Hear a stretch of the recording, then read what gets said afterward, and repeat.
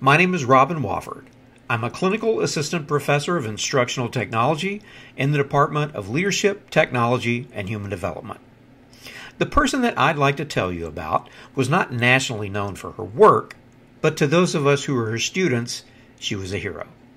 Her name was Mrs. Ruth Hill, and she was my fourth grade teacher. Mrs. Hill received her teaching degree from Mississippi Industrial College in Holly Springs, Mississippi.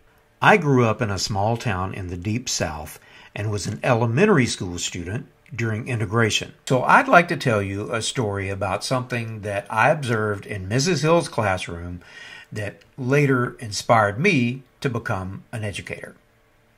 It must have been 1968 or 1969, and I was sitting there at my desk, supposed to be working on an assignment, but instead, being the nosy little kid that I was too busy listening in on a conversation that Mrs. Hill was having with one of the other students.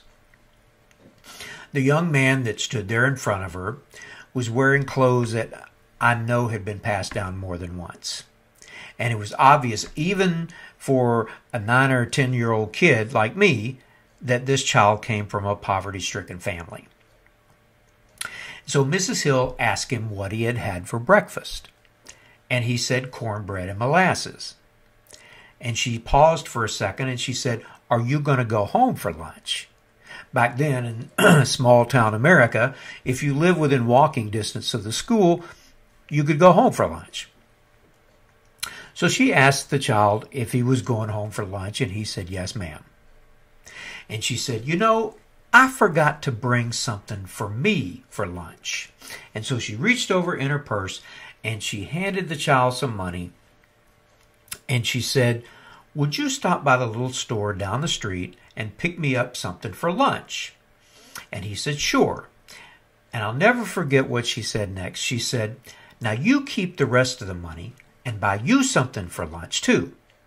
Okay?" And in that one little random act of kindness, Mrs. Hill made sure that that child had something to eat. And she did it in a way where he didn't feel singled out or embarrassed. And even as a little kid, I knew that not only had she made a difference in that young man's life, but she had also made a difference in mine. Because at that moment, I knew that when I grew up, I wanted to be a teacher just like Miss Hill and help children. And that story that happened so long ago in a small town in Mississippi in the 1960s has led to a 40-year career as an educator for me. All because of Mrs. Ruth Hill.